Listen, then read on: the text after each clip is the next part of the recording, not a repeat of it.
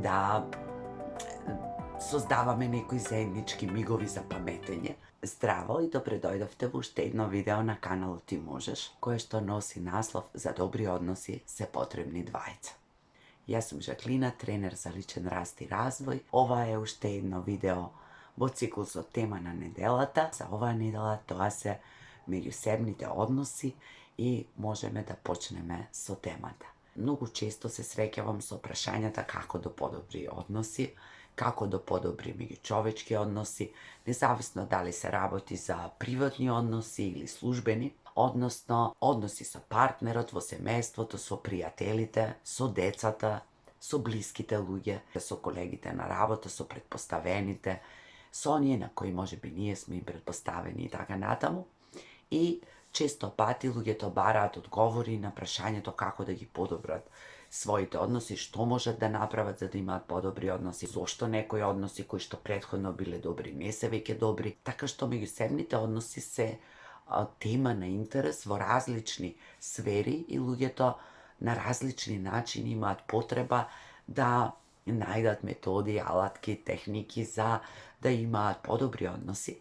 Меѓутоа знаете дека јас во моите видеа секогаш вниманието и фокусот го ставам на нас, односно на јас и на она што јас или ние можеме да направиме за да имаме подобри односи со другите, па така ќе биде во ова видео. За добри и здрави односи се потребни здрави луѓе кои што имаат желба да стапат и да ги одржуваат тие меѓусебни односи, кои што се задоволни од својот живот, кои што се свесни за своите слабости и фрустрации, кои што имаат желба да бидат искрени, да разговараат доколку дојде до некоја недоразбирање или конфликтна ситуација, имаат доволно сила да седнат и да ги разрешат со луѓето кои што им се важни во животот. Односно, постојано и секојдневно треба да се работи на односите со другите луѓе. Не за џабе викаат дека преку односите многу работи ние откриваме за себе и многу работи кои што ни се можеби предизвик, тема за работење низ животот ги откриваме токму преку тие односи и ги гледаме своите улоги, какви сме ние како партнери, како родители, како пријатели и какви сме ние професионално, односно каков однос имаме со колегите на работа и со оние со кои професионално соработуваме. За здрави и стабилни односи или за добри односи, како сакате наречете ги, ни се потребни здрави и стабилни луѓе кои пред се имаат здрав однос кон себе, кои знаат да постават граници на другите, кои се задоволни од она што го направиле, што го оствариле, а се разбира од тоа од што не се задоволни, вложуваат напори, го решаваат, се носат со сите предизвици, иако секогаш не сме во можност,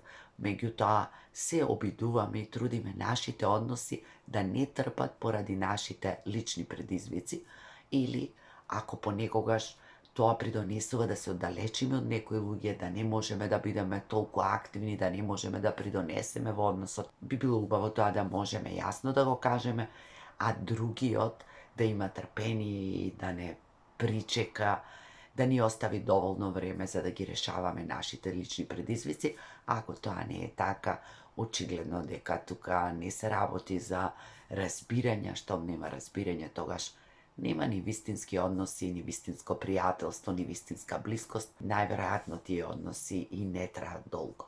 Ако вака размислуваме, ќе испадне дека не можеме да влегуваме во меѓусебни односи затоа што нели сите ние понекогаш во животот не се чувствуваме доволно здраво, стабилно, не сме задоволни од многу работи, понекогаш чувствуваме завист, љубомора, гнев, нервоза. Меѓутоа, во меѓусебните односи исто е многу битно дали може тоа оној со кој одржуваме однос да го толерира, што нас ни е некој условен недостаток.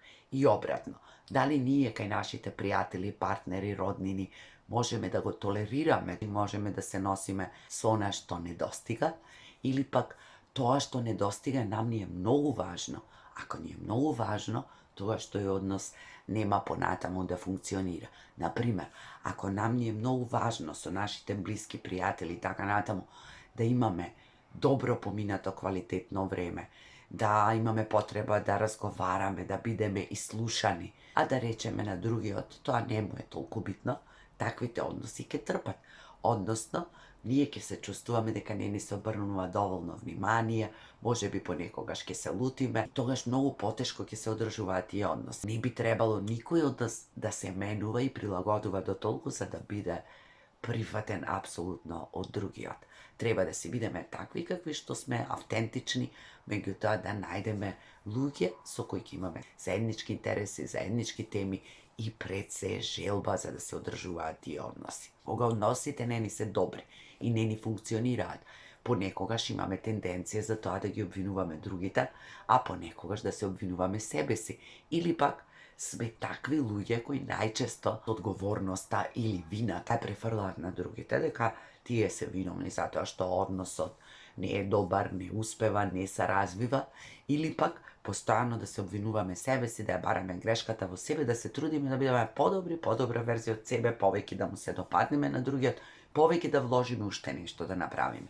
И во двата случаи ние нема да имаме добри односи, затоа што за добар однос, за здрав, стабилен однос се потребни двајца. И одговорноста за односот треба да ја преземеме и двајцата. Не да се обвинуваме, туку да се трудиме колку што можеме да вложуваме, колку што можеме повеќе, затоа што односите треба да се одржуваат, треба да се вложува за да се развиваат, треба да се чуваат и негуваат. Не се дадени еднаш за секогаш, не треба да ги примаме здраво за готово и доколку не вложуваме во нив, ќе се оддалечиме од другиот и колку повеќе се оддалечуваме, можеби и едноставно односот ќе се излади еден ден целосно ќе престане да постои или ќе смени верзијата, ние ќе станеме некои давнешни познаници или давнешни пријатели кои немаат веќе што да си кажат, што да споделат и нити пак имаат желба да вложуваат во нешто. Така што треба со ладна глава да седнеме и да ја видиме и нашата улога и улогата на другиот во тој однос, и нашата заложба и заложбата на другиот. Ако тоа не постои и уште ако за тоа не можеме да седнеме да разговараме, бидејќи сите односи имаат некои кризи, и ако наидуваме на отпори, на негирање, на префрлање на вина едниот на другиот, тогаш сериозно нешто не е во ред со нашиот однос, односно ние си имаме некои лични фрустрации, можеби поважни работи, можеби не сакаме да бидеме отворени, што е апсолутно наше право. Меѓутоа, однос нема да има. Исто како што за здрави и успешни односи се потребни двајца, и тоа е работа и задача на двајцата. Исто така и кога односите не се здрави, не се квалитетни, не се добри, тоа е приказна за двајцата. И двајцата на некој начин придонесуваат во тоа односот да не биде здрав и стабилен. Но, ако не е така, и ако ние веќе реално сме разгледале, погледнале, сме направиле некоја анализа и сме дошле до заклучок дека ние постојано нешто вложуваме, се обидуваме, искрени сме, даваме, а од другата страна не го добиваме тоа, тогаш пак може да се свртиме кон себе и да си го поставиме прашањето, а што бараме ние во тој однос? Што значи, ако се обидуваме да го одржиме тој однос, пак зависи од нас, пак зависи од двајцата. Тогаш прашањето што треба да си го поставиме е зошто ние сме во тој однос? Што е тоа што го имаме неразрешено? Што е тоа што треба да го научиме? Што е тоа што треба кај себе си да го промениме можеби за нашите односи понатаму, идните и односите во кои моментално сме, да не бидат односи во кои ние многу ќе се вложуваме, а другата страна едноставно ќе смета дека се е во ред и дека ќе ја префрла одговорноста за постојање и развивање на тој однос на нас, а ние ќе си ја преземеме таа улога и се повеќе ќе се вложуваме во односот, а незадоволството ќе доведува до конфликти, ако не надворешни со другата личност, тогаш во конфликти во нас и ние просто нема да бидеме ни задоволни, ни среќни. И колку повеќе ќе се трудиме, толку незадоволството ќе расте и со тек на време, вака или онака, тој однос ќе заврши, затоа што не можеме никого, нели, да задржиме на сила. Колку ние и да се трудиме, тоа е сепак работа на двајцата.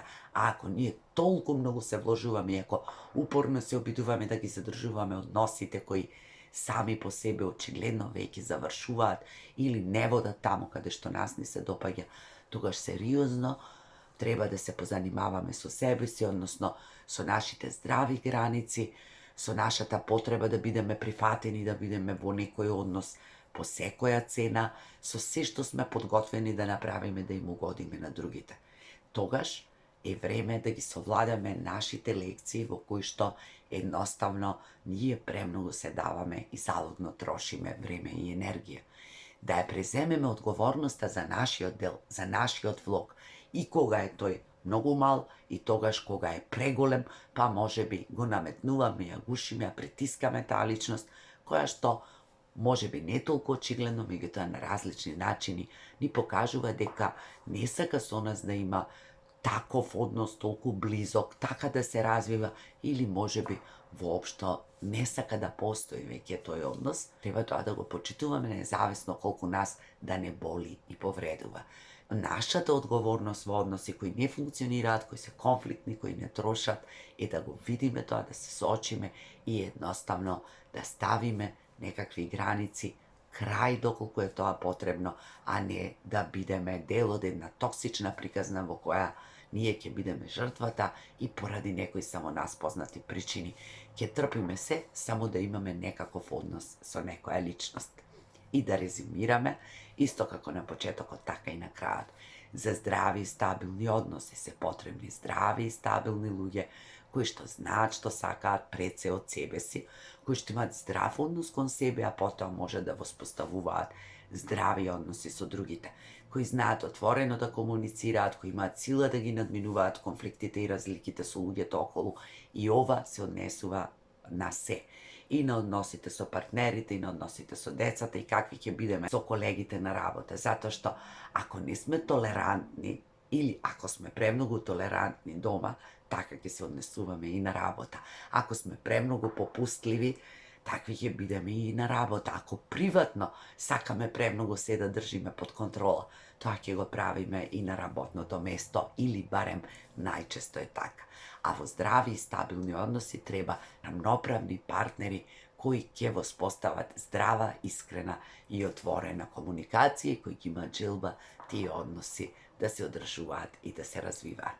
Јас ви посакувам се најубаво, ви посакувам да градите убави односи со своите блиски и со луѓето кои ви се драги, кои ви значат, и со некоја нова тема се гледаме во некое ново видео.